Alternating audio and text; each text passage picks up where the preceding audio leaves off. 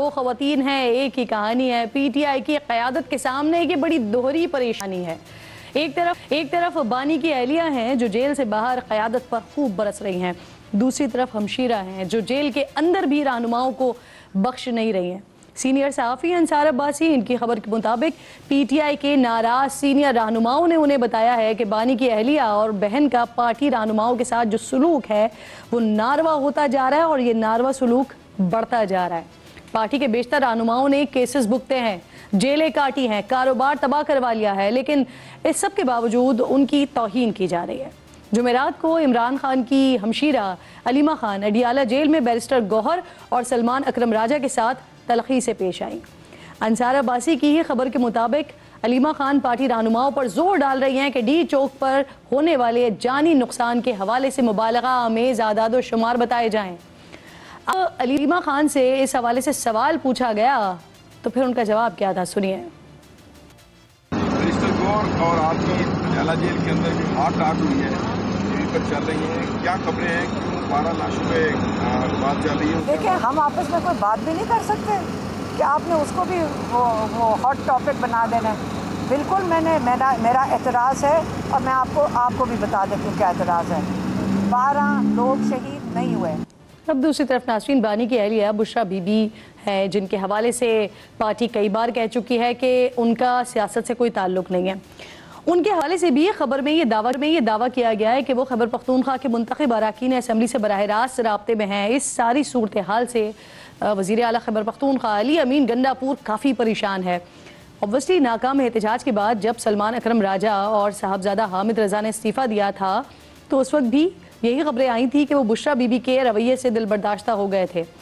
आज बुशरा बीबी एहतजाज के दौरान जाबाक कारकुन के घर गई और बग़ैर किसी पार्टी और हुकूमती ओहदे के होते हुए खैबर पख्तूनख्वा हुकूमत की जानिब से ऐलान करदा 1 करोड़ रुपए का चेक दिया और साथ ही वज़ीर आला समेत पूरी पार्टी क़यादत को चार्जशीट।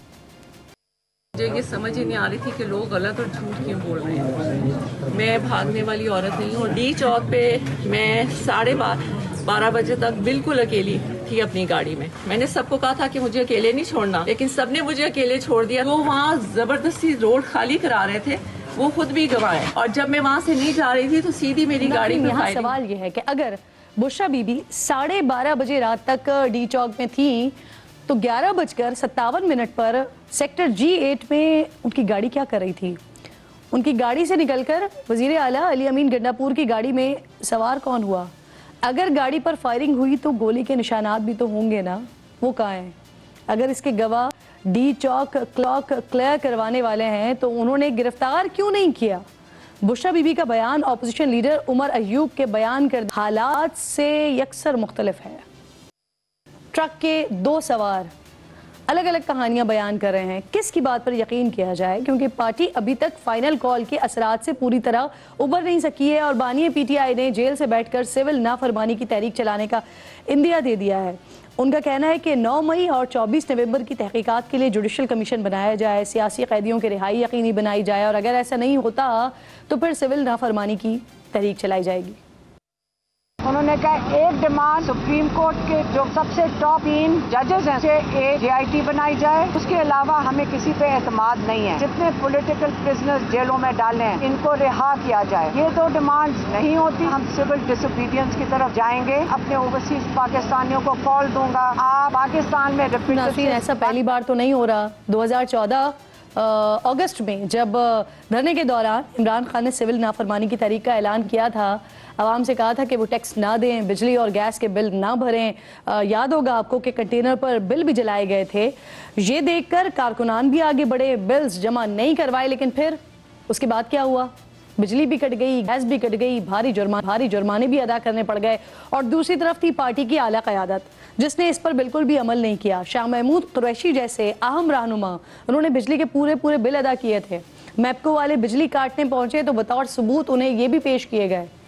बल्कि असद उमर ने तो बाद में इतराफ़ किया था कि सिविल नाफरमानी की तहरीक जो फैसला था वो क्या था।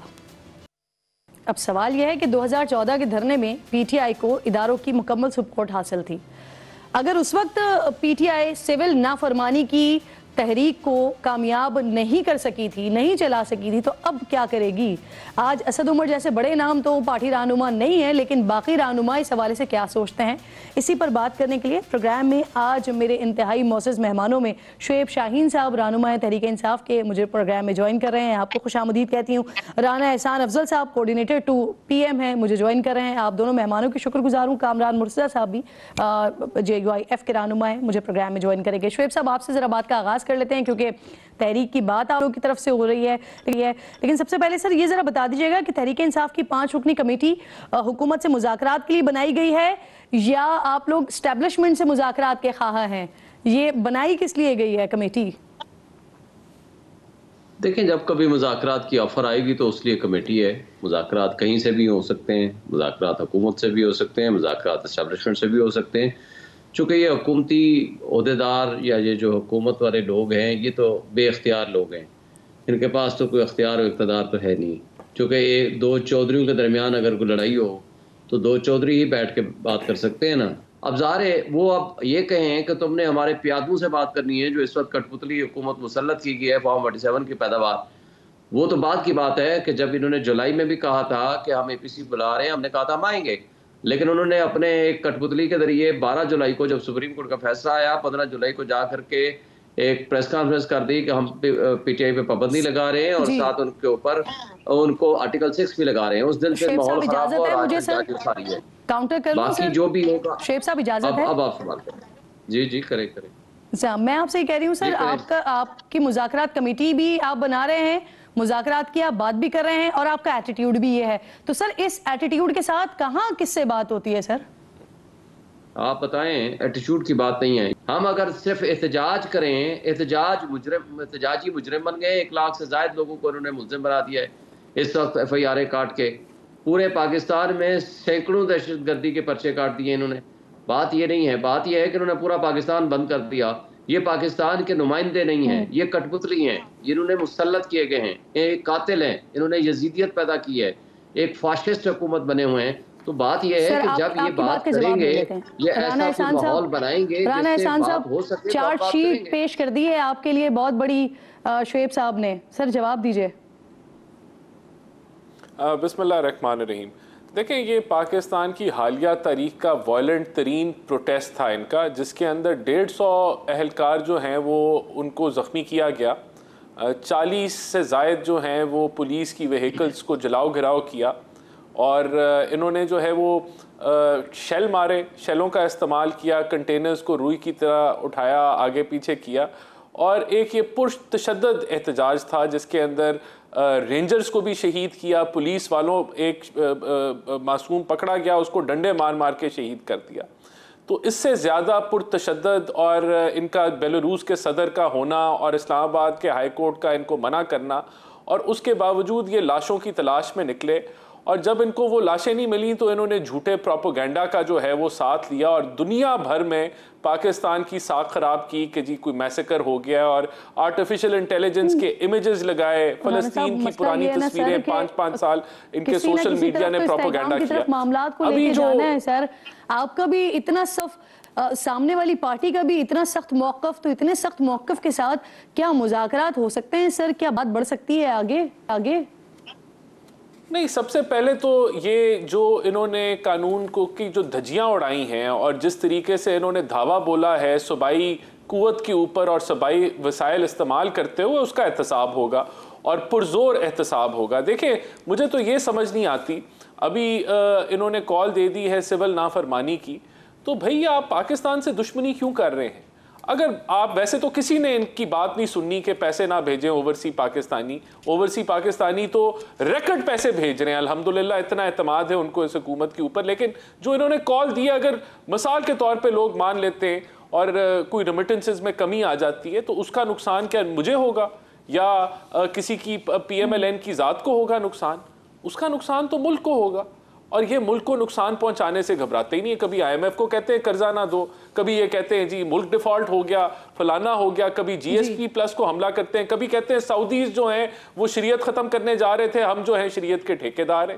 یعنی کہ کوئی ان کا ایک بھی جو اپوزیشن کا اقدام ہے, مجھے بتا دیں اس سے ملک کو کیا فائدہ ہے. 24 نومبر کے دھرنے کے دوران احسن صاحب سوال لے لیجئے سر. 24 نومبر کے دھرنے کے دوران حکومت کی طرف سے مضبوط ڈیل کی آفر کی گئی تھی, جس سے متعلق حامد میر صاحب نے یہ دعویٰ کیا ہے کہ اس مضبوط ڈیل میں خان صاحب کو کچھ ہفتوں میں ریلیز کرنے کی آفر بھی تھی.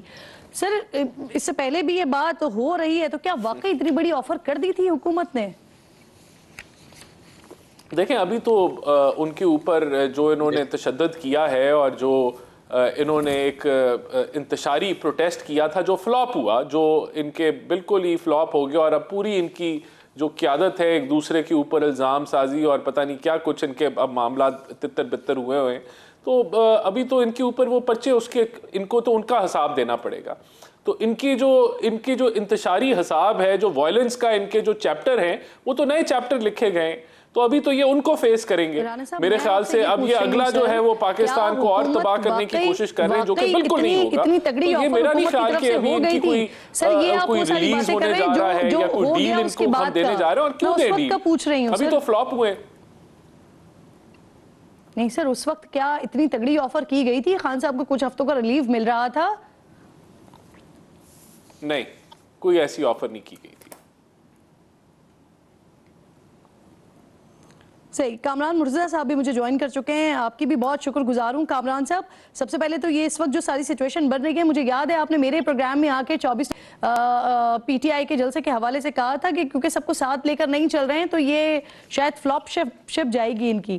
ابھی جو سول نافرمانی کی بات ہو رہی ہے سر, آپ کو اس میں دم نظر آ رہا ہے؟ سول نافرمانی میں کبھی بھی دم نہیں ہوتا, اور یہ کوئی غیر ملکی حکومت تو نہیں ہے, آپ کی پسند کی حکومت تو نہیں ہوگی, مگر اپنے لوگوں کی, اپنے ملکی لوگوں کی حکومت ہے. اپنے ملک کی لوگوں کی حکومت یا اپنی ملکی ادارے موجود ہوں تو اس میں سول نافرمانی نہیں ہوا کرتی. سول نافرمانی ہندوستان کے وقت میں جو ہے وہ ٹھیک تھی کہ جب ہندوستان اور پاکستان مشترک تھے, انگریز کی حکومت تھی, اس وقت جو ہے وہ سول نافرمانی کی بات بن سکتی تھی. آج یہ سول نافرمانی کی بات نہیں ہے. آپ کو مسلم لیگ پسند ہو سکتی ہے, آپ کو پیپلز پارٹی پسند ہو سکتی ہے, آپ کو یہ دونوں جماعتیں ناپسند ہو سکتی ہیں, PTI پسند ہو سکتی ہے, ناپسند ہو سکتی ہے, مگر ان ادوار میں سول نافرمانی کرنا ممکن نہیں ہے, درست نہیں, غلط ہے, اور اس کے لیے پریچ کرنا وہ اس سے بھی غلط ہے, اور اسپیشلی ان کے لیے غلط ہے جو حکومت میں رہ چکے ہیں, وزارت عظمیٰ تک جو ہے پہنچ چکے ہیں. دوسرے جو ہے نا وہ ہمارے جیسے لوگ جو مرضی کہتے رہے, ان سے بات فرق نہیں پڑتا. اگر کوئی آپ اس ملک کے بڑے عہدوں پہ فائز رہ چکے ہیں تو پھر آپ کے ساتھ یہ بات. اچھا کامران صاحب, اب پاکستان تحریک انصاف نے سر 2 مطالبات بھی سامنے رکھے ہیں, اور اس کے ساتھ ساتھ یہ obviously سول نافرمانی کی جو دھمکی سامنے آئی ہے, 2 مطالبات میں وہ 9 مئی اور 24 نومبر کے حوالے سے جوڈیشل کمیشن کی بات کر رہے ہیں, اور دوسری طرف وہ جو سیاسی اسیران ہیں, جو سیاسی قیدی ہیں, ان کے رہائی کی بات کر رہے ہیں, اور اس کے ساتھ ساتھ پھر یہ بات ہو رہی ہے سول نافرمانی کی, اور اسی ساری سچویشن میں ایک مذاکراتی کمیٹی بھی بنا دی گئی ہے. اب دوسری طرف حکومت کا بھی موقف بڑا سخت ہے. تو سر اس ساری سچویشن میں اور اس ایٹیٹیوڈ کے ساتھ آپ کو لگتا ہے کہ مذاکرات ہو پائیں گے؟ دیکھیے, پہلے تو جوڈیشل کمیشن کی جو بات ہے, وہ جوڈیشل کمیشن کا سکوپ بڑا لیمیٹڈ ہوتا ہے, اور اگر اس کی جوڈیشل کمیشن آپ کو مل بھی جائے تو پھر اسٹل جو ہے نا اس کی رپورٹ جو آئے گی, پہلے تو پتہ نہیں کہ وہ رپورٹ کیا آئے گی, اور پھر جب آئے گی تو گورنمنٹ میں ایگری, گورنمنٹ میں ناٹ ایگری. تو اس کا سکوپ یہ ہوتا ہے. تو اگر آپ کی انڈرسٹینڈنگ اتنی ساری ہے تو پھر جو ہے نا آپ اس میں سول نافرمانی کی کال یقیناً دے سکتے ہیں, پھر آپ سے کوئی گلہ نہیں ہے, شکوہ نہیں. دوسری بات جو ہے وہ آپ کے قیدیوں کی بات ہے.